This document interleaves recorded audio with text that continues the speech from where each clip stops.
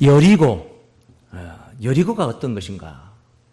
여리고성은 이스라엘 민족이 애굽에서 해방받아서 광야 40년 길을 걸어서 가나안을 정복할 때에 첫 번째 관문이었던 참 거대하고 튼튼한 견고한 성이었습니다.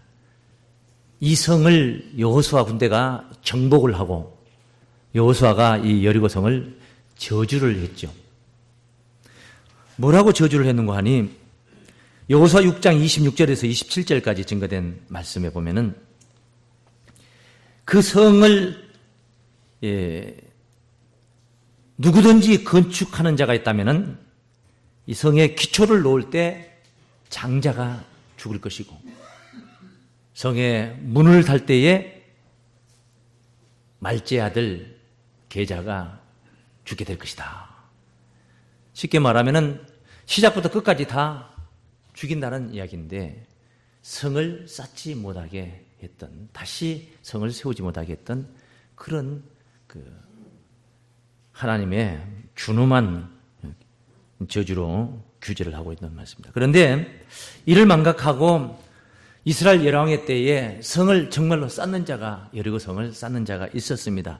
열왕기상 16장 34절 말씀해 보시면은 베델 사람 히엘이라는 사람이 여리고를 건축합니다. 그런데 저가 그 터를 쌓을 때에 맏아들 아비람을 잃었고 그 문을 세울 때에 말제 아들 수굽을 잃었으니 여호와께서 눈의 아들 여호수아로 하신 말씀과 같이 되었더라. 여리고 성이 이렇게 하나님께서 그 땅을 저주로 묶어버린 그런 버려진 땅과 같은 존재였습니다. 하나님이 묶어놓은 땅, 하나님이 풀어주셔야만이, 다시 말씀드리면 하늘에 은혜가 있어야만이 회복되는 줄로 믿습니다. 참으로 좋은 시 그리스도의 이 생명의 복음이 우리 곁에 와 있는데 이 좋은 씨가 좋은 열매를 맺어야 될진데 좋은 씨가 있다고 해서 좋은 열매가 맺어지는 게 아니에요. 좋은 씨가 풍성한 열매를 맺기까지는 좋은 밭이 있어야 된다는 것입니다. 이 좋은 밭이 정말 절실하게 필요한 이때에 세상에는 겉보기만 아름다운 밭들이 있습니다. 오늘 본문 열왕기하 2장 19절 말씀에 여리고성 모습이 바로 그와 같은 모습이었습니다. 그 성 사람들이 엘리사에게 고하되 우리 주께서 보시는 바와 같이 이 성읍의 터는 아름다우나, 이 성읍의 터는 아름다우나, 당연히 아름다웠겠죠. 가나안으로 들어가는 관문이었습니다. 그런데 뭐라 증거가 되어 있습니까? 물이 좋지 못하므로 토산이 익지 못하고 떨어지나이다. 성읍의 터만 아름다우면 무엇하겠습니까? 물이 좋아서 물을 머금는 땅이 되어서 뿌려진 씨앗마다 풍성한 열매를 낼 수 있는 땅이 되어야 되는데 그렇지를 못하고 있다는 것입니다. 모세가 가나안을 정복하기에 앞서서 그 가나안 땅에 12명의 정탐꾼을 보낸 적이 있었습니다. 그 12명의 정탐꾼을 보낼 때에 가서 가나안 땅에 가서 알아보고 올 것들을 이것저것 지시를 하는데 민수기 13장 19절로 20절까지 증거된 말씀 보시면은 그들의 거하는 땅에 호불호와 이 땅이 좋은가 안 좋은가를 확인을 해봐라. 거하는 성읍이 진영인지 산성인지, 자기들처럼 텐트나 쳐놓고 장막에 거하고 있는지 아니면은 여리고성처럼 굳건하게 성을 만들어서 그렇게 지내고 있는 것인지. 그리고 20절에 토지의 후박과 수목의 유문이라. 토지의 후박과, 호박이 아닙니다. 후박입니다. 이 후박이라는 말은 두터울 후자, 얇을 박자. 땅이 기름진 땅이냐 메마른 땅이냐 이걸 물어보는 겁니다. 이걸 알아보고 오라는 겁니다. 땅이 두텁다는 것은 기름진 땅이고 땅이 얇다는 것은 메마른 땅이라는 거예요. 흙이 깊어야 되는데 겉에는 흙이 덮여져 있는데 삽 하나 푹 박는데도 밑에 덜커덩 걸리는 암석으로 되어 있다면 그건 농사 지을 수 있는 땅이 못 되는 것은 기름진 땅이 아닙니다. 메마릅니다. 비가 내려도 금세 흘러내려가 버리고 머금고 있을 수가 없어요. 땅이 두툼한 땅인가 기름진 땅인가 아닌가 이걸 알아보고라고 했었죠. 그렇습니다. 물을 흡수할 수 있는 물이 흘러내려가 버리는 게 아니라 흡수할 수 있는 두터운 밭이 좋은 밭인 줄로 믿습니다. 여기에다가 두터운 밭에다가 또 때를 따라서 하늘에서 비가 내려진다면 얼마나 좋은 밭이 되겠습니까? 하나님께서 미리 앞서 너희가 들어가서 얻을 땅은 이와 같으니라 하고 가르쳐 주신 신명기 11장 12절 말씀 한번 보시겠습니다. 네 하나님 여호와께서 권고하시는 땅이라. 네 하나님 여호와께서 뭐 하시는 땅이라? 권고하시는 땅이라. 돌봐주시는 땅이다. 새초부터 새말까지 네 하나님 여호와의 눈이 항상 그 위에 있느니라. 항상 그 위에 있느니라. 거기 11장 11절부터 보시면은 너희가 건너가서 얻을 땅은 산과 골짜기가 있어 하늘에서 내리는 비를 흡수하는 땅이요 그랬네. 산과 골짜기가 있어서 하늘에서 내리는 비를 흡수하는 땅이다. 저기 흰 광야처럼 그 땅에 모래가 덮여져 있지만은 정작 그 모래를 파보면은 밑에 석회질로 암석으로 굳어 있어서 비가 내려도 금세 흘러내려가 낮은 곳으로 흘러내려가 버리는 그런 땅이 아니라 비를 흡수하는 땅이라는 말씀입니다. 참 좋은 땅입니다. 사람의 마음도 이와 같아야 됩니다. 그 심지가 걷고 마치 땅에 흙이 두터운 것처럼 그 마음밭이 바로 기름진 밭이 되어야 됩니다. 길가야와 같은 단단한 밭이 되면 안 됩니다. 돌짝밭 같은 위에 흙은 덮어있지만 밑에는 정작 돌로 쌓여있는 그런 밭이 되어서는 안 됩니다. 가시와 엉겅퀴가 있어서 어떤 씨앗을 심어도 결실되기까지 자랄 수 없는 그런 밭이 되어서는 안 됩니다. 사람의 마음밭이 바로 좋은 밭이 되어야 될 줄로 믿습니다. 밭이 아름다워야 되는데 지 아무리 아름다운 밭이라 할지라도 우리 성도님들의 심성이 지 아무리 곱고 착하고 어질고 정말 어디다 내놔도 정말 법 없이도 살 수 있는 그런 사람이라 할지라도 그런 자들에게 구원이 있어지는 것은 아닙니다. 그렇다고 해서 구원이 있는 건 아닙니다. 그 속에 하나님의 생명의 말씀이 있어야 되는 줄로 믿습니다. 밭이 아름다워 보여도 물이 좋지 못하면 열매를 맺을 수 없다는 것을 오늘 본문 말씀에서는 우리를 경계하고 있는 말씀으로 보여주고 있습니다. 다시 한번 왕하 2장 19절 말씀 보십시오. 그 성 사람들이 엘리사에게 고하되 우리 주께서 보시는 바와 같이 이 성읍의 터는 아름다우나 물이 좋지 못하므로 토산이 익지 못하고 떨어지나이다. 토산이 익지 못하고 떨어지고 있습니다. 여러분의 신앙이, 여러분의 곱디고 온 여러분의 그 경건한 마음밭들이 신앙의 열매를 맺지 못하고 추수의 계절 가을에 열매를 맺지 못하고 만약에 천국 아닌 지옥으로 간다면 이 아름다운 마음밭들이 얼마나 억울할 일입니까? 법 없이도 살만한 그런 마음밭들인데 만약에 천국 열매를 맺지 못한다면 얼마나 억울할 일이냐. 여리고성의 성읍의 터는 아름답습니다. 누가 보아도 아름다운 터가 좋은 곳이었습니다. 하나님이 거길 바로 저주로 걸어놨습니다. 하나님이 풀어주지 않으면 풀리지 않은 농사를 지을 수 없는 그런 땅이 되고 말았다는 것입니다. 왜 그렇습니까? 하나님 뭘로 그들의 길을 토산이 익지 못하고 떨어지도록 만들었습니까? 좋은 물을 주지 않았다는 것입니다. 물이 좋지 못했다는 것입니다. 중요합니다. 물은 육신적으로도 물은 생명인 것입니다. 모든 생명체가 물에서 나오는 것입니다. 이 지구도 이 땅도 물에서 나왔습니다. 물에서 나왔습니다. 나라는 존재, 한 사람의 사람이라는 존재도 물에서 나왔습니다. 물에서 나오지 않는 것은 아무것도 없습니다. 다 물에서. 물은 생명입니다. 지금 달나라나 저 화성 같은 위성이 왜 생명체들이 살지 못하고 있습니다. 물이 없기 때문에 못 사는 거예요. 가져다 놔도 못 사는 것입니다. 가져다 놔도 못 사는 거예요. 물은 생명입니다. 성경의 물은 바로 하나님의 말씀을 상징한 줄로 믿습니다. 성도들의 마음밭에는 바로 하나님의 말씀이 있어야 되는 줄로 믿습니다. 왜 말씀이 있어야 됩니까? 말씀 안에 생명이 있기 때문인 것입니다. 요한복음 1장 1절부터 4절까지 증거된 말씀에 보시면 태초에 하나님께서 말씀으로 천지를 창조하셨죠. 말씀으로 창조하셨어요.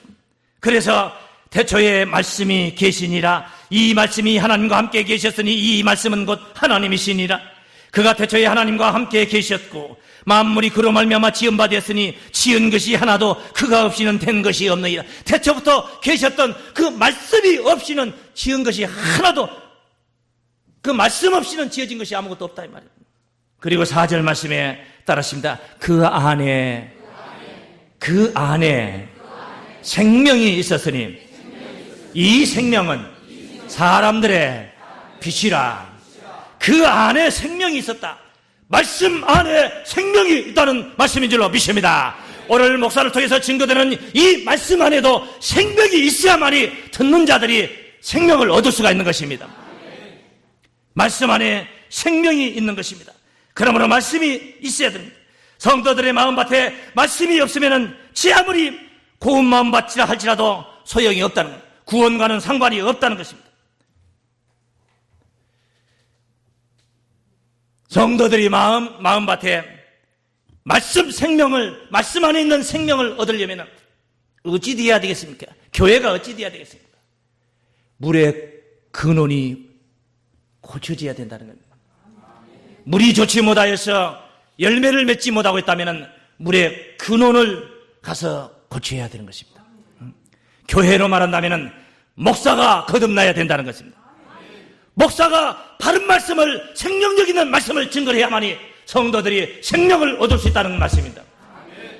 여리고성이 고쳐지려면 물의 근원이 고쳐져야만이 여리고성에서도 농사를 지을 수가 있게 된다는 말씀이 되는 것입니다.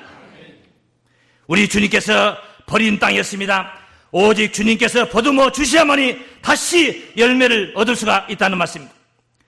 여리고성의 회복이 그렇고 우리가 아담을 통해서 잃어버렸던 에덴 동산의 회복이 그렇고 아담 이후에 쫓겨났던 죄인 되어 쫓겨났던 인류가 바로 다시 회복이 되려면 말씀 안에 있는 생명, 오직 주께서 말씀이 육신이 되어 우리 곁에 오신 예수님의 입술을 통하여 증거하셨던 그 생명을 얻어야만이 회복될 수가 있는 줄로 믿습니다. 말씀은 그렇게 할 수가 있습니다. 하나님의 말씀은 충분히 그렇게 고칠 수가 있습니다. 탕자도 고치고 지 아무리 허랑방탕하게 지 아무리 남봉꾼이라 할지라도 하나님의 말씀은 그렇게 고칠 수 있는 능력이 있습니다. 하나님의 말씀 안에는 생명이 있기 때문인 줄로 믿습니다. 히브리 4장 12절 말씀에 하나님의 말씀은 살았고 살았습니다. 성경 속에 갇혀 있는 게 아닙니다. 깨달은 자들을 통하여서 사자우하는 소리를 통하여서 바로 하나님의 말씀은 살아 역사하는 것입니다. 하나님의 말씀은 살았고 운동력이 있어 좌우에 나선 어떤 검보다도 예리하여 혼과 영과 관절과 골수를 찔러 쪼개요. 우리의 영혼 속에 암적인 요소가 있으면 그것을 도려낼 수 있는 능력이 바로 하나님의 말씀인 줄로 믿습니다. 사람의 마음의 생각과 뜻도 감찰하시는 바로 분이 바로 하나님의 말씀이시라는 것을 알아야 될 줄로 믿습니다. 하나님의 나라를 성경은 사람이 씨를 땅에 뿌리는 것으로 비유를 하셨습니다. 마가복음 4장 26절 말씀에 증거된 말씀이죠. 가라사대 하나님의 나라는 사람이 씨를 땅에 뿌림과 같으니 사람이 땅에 씨를 뿌린 것 같다. 하나님의 나라를 사람이 농사 짓는 사건을 가지고 하나님 나라를 증거하고 계신다는 말씀입니다. 그래서 우리 주님께서 씨 뿌리는 비유를 하신 것입니다. 덜은 뿌렸더니 덜은 길가에, 덜은 돌밭에, 덜은 가시밭에, 떨기밭에, 덜은 좋은 밭에 떨어져서 100배, 60배, 30배의 결실을 하나이다. 씨 뿌리는 비유를 하신 것입니다. 그 씨 뿌리는 비유를 해석을 하실 때 우리 주님께서 마태복음 13장 37절에 이렇게 증거했습니다. 좋은 씨를 뿌리는 이는 인자요. 좋은 씨를 뿌리는 이는 예수님이시다는 겁니다. 예수님께서 이 좋은 씨를 가지고 오신 줄로 믿습니다. 밭은 세상이요. 밭은 세상이다.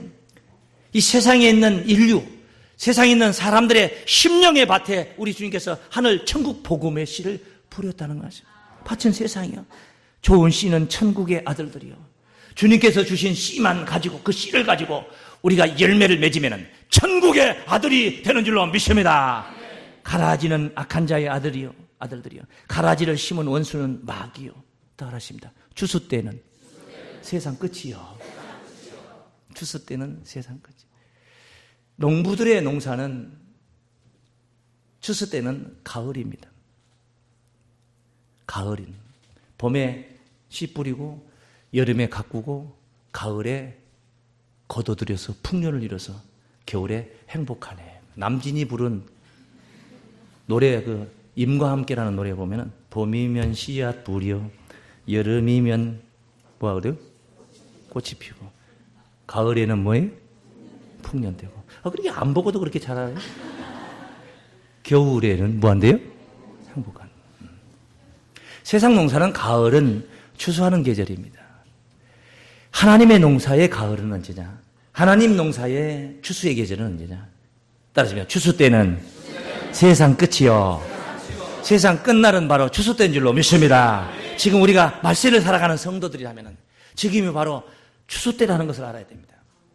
지금 씨 뿌리는 시대가 아닙니다. 좋은 씨를 뿌리는 인자께서 뿌렸던 시절은 바로 2000년 전에 세상에 오셔서 씨를 뿌렸습니다. 2000년 전에 우리 주님은 추수하러 오신 분이 아니라 씨를 뿌리러 오셨던 분이에요. 그래, 그 뿌렸던 씨앗이 열매가 되어서 거둬들이는 날은 바로 세상 끝날인 줄로 믿습니다.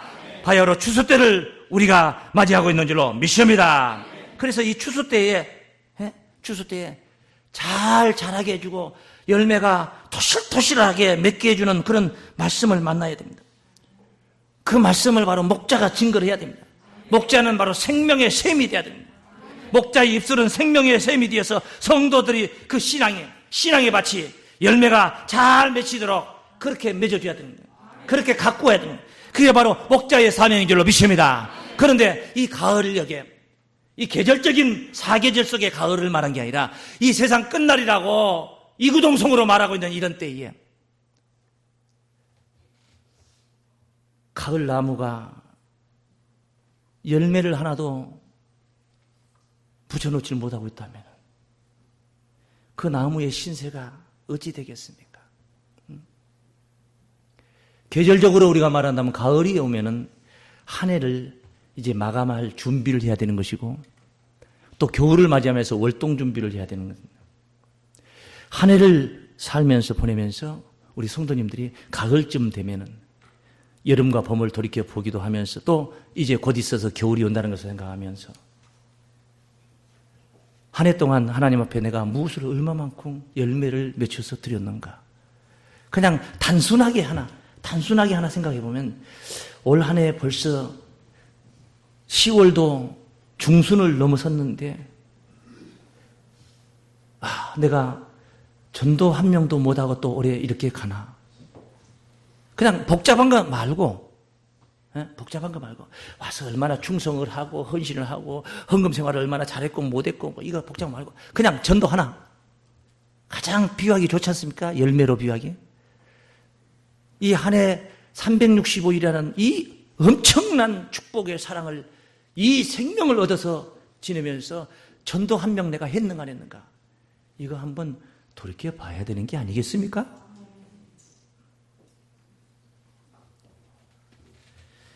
가을이 되었는데 저 논밭에 열매가 하나도 붙어 있지 않는다면, 가을에 누런 남의 밭에는 누런 황금 들녘을 만들고 있는데 남의 눈에는 내가 씨 뿌려놓은 너마지기 열마지기 농사 지어놨던 밭에는 들풀로 아니면은 가라지로 그냥 뒤덮여 있다면은 속이 편하겠습니까?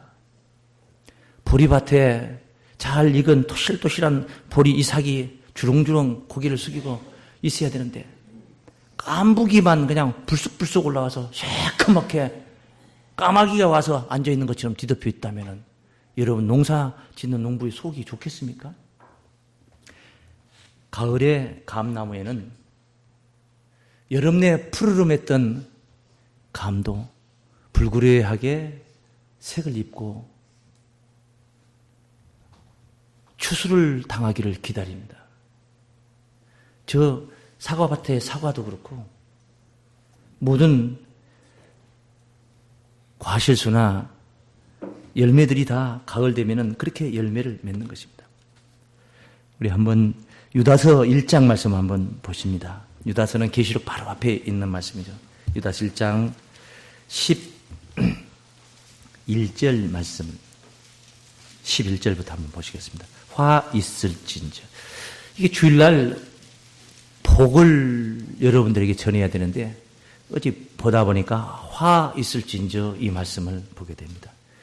화 있을진저를 자세히 보아서 우리의 잘못된 부분을 반전을 시키면은 복 있을진저가 될 줄로 믿습니다.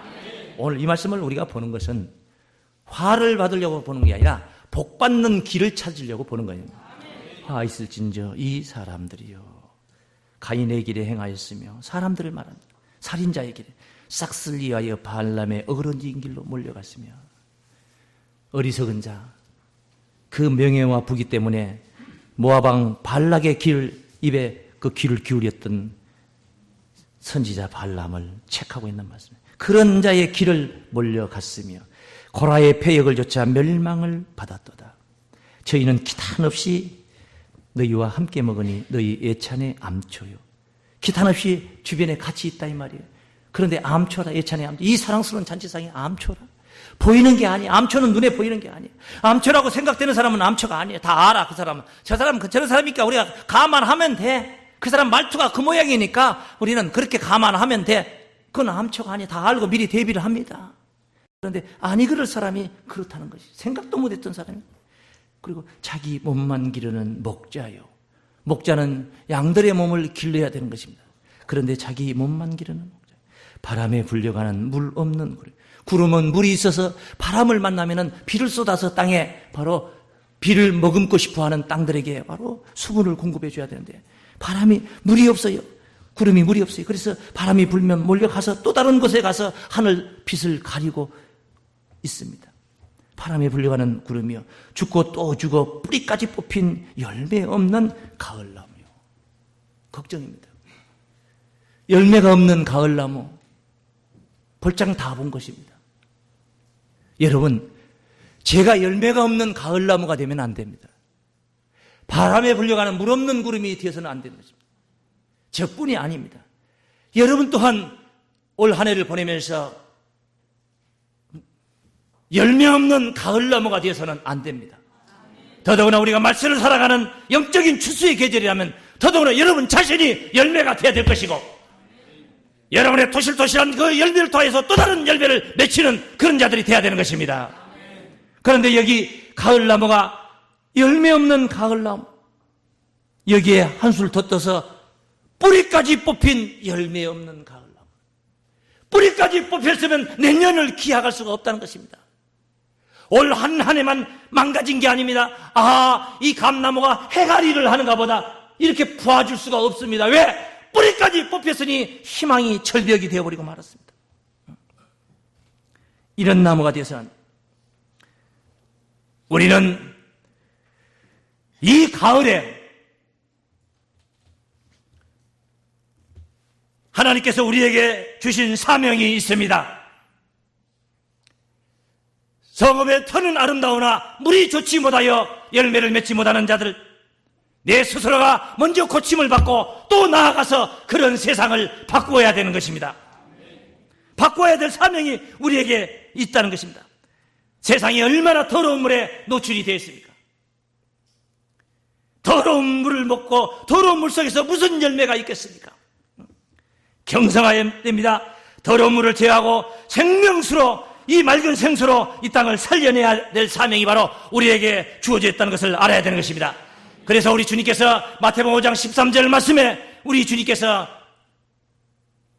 사명으로 주셨던 말씀이 있지 않습니까? 너희는 세상의 소금이니, 너희는 세상에 썩어질 놈의 세상이니까 가서 소금의 사명을 하란 말이에요. 썩지 못하게 말입니다. 소금이 만일 그 맛을 잃으면 무엇으로 짜게 하리?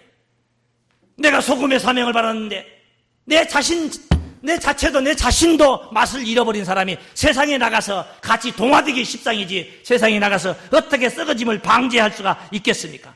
하나님이 왜 굳이, 예수님께서 왜 굳이 소금이 되라고 얘기했습니까? 소금이 되라는 말씀 속에는요, 그냥 아무나 가서 썩어질 놈은 세상에서 썩지 못하게 만들 수 있는 게 아니에요. 소금만이 할 수 있지 않습니까? 소금이 가서 그 일을, 얼음이 가서 썩어질 놈은 세상에 가서 얼음이 가서 한다면 가서 잠깐 동안은 기운을 맞춰서 썩지 않게 해줄 수 있는지 몰라도 시간이 흐르면 같이 그 기운에 같이 녹아가지고 같이 희석이 되어버리고 마는 것입니다. 왜 굳이 소금이 되라고 했겠습니까? 민수기 18장 19절 말씀 보시면은 하나님의 언약을 소금 언약으로 표현했습니다. 하나님의 언약을, 하나님의 이 약속을 무슨 언약이라고 그래? 소금 언약. 왜 소금이라고 합니까? 변치 않는 것을 가리킨 것입니다. 소금은 변치 않습니다. 100년을 항아리에 넣어놔도 맛이 더 고급스러워지고 진하여지고 감미로워지는 것이지, 소금이 시간이 흘렀다고 해서 맛이 변하는 게 아닙니다. 간물이 빠지면서 소금이 더 적절한 소금 본질을 세워가는 것입니다. 여러분, 소금 언약의 약속의 말씀, 생명의 말씀을 가지고 나가야 되는 줄로 믿습니다. 본문 말씀에 엘리사는 새 그릇에 소금을 담아가지고 오라 해서 물 근원으로 가서 소금을 부었더니 물이 고쳐져서 다시는 떨어지지 않고 열매가 맺혀졌다는 말씀이 있습니다. 죽음이나 토산이 익지 못하고 떨어짐이 없을지니라 하셨느니라. 물을 고쳤으니까 말입니다. 물을 고쳤으니까. 그리고 22절에 그와 같이 이후로는 바로 떨어지지 않고 그 엘리사의 말대로 되었다는 겁니다. 바로 우리에게 지금 주어진 사명이 있다는 것을 알아야 됩니다. 소금의 사명인 것입니다. 소금의 사명을 감당하기 위해서는 그릇이 필요합니다. 새 그릇이 필요한 것입니다. 새 포도주는 새 부대에 담아야지 포도주도 부대도 망가지지 않고 바로 그것을 누릴 수가 있는 것입니다. 여러분이 새 말씀을 받아서 새 세상을 열어야 될 사명이 있다는 것을 깨닫기를 바랍니다. 크나 적으나 고급스럽고 조금 고급스럽지 못한 차이는 있을지는 몰라도 하나님의 집에는 금그릇, 은그릇, 나무나 질그릇들도 많이 있습니다. 다만 금그릇이 못되고 은그릇이 된다 할지라도, 아니 질그릇이 되고 나무그릇이 되었다 할지라도 여러분이 깨끗하게 주인의 쓰기에 합당하게 씻으면은 소금을 담아서 참으로 사명의 그릇이 되어서 썩어질 세상에서 썩어짐을 방지할 수 있는 사명을 넉넉히 감당할 수가 있을 줄로 믿습니다. 열매 맺는 가을 신앙 되십시오. 시대가 그런 시대입니다. 말세를 살아가는 성도라면 열매 맺는 가을 신앙이 되시고 씨앗이 있는 씨 가진 열매 맺는 과목이 되셔서 다음 농사 때 또 쓸 수 있는 그런 신앙으로 하나님 앞에 영원한 축복을 누리는, 영생복락의 축복을 누리는 거룩한 성도들이 되시기를 주의 이름으로 축원합니다.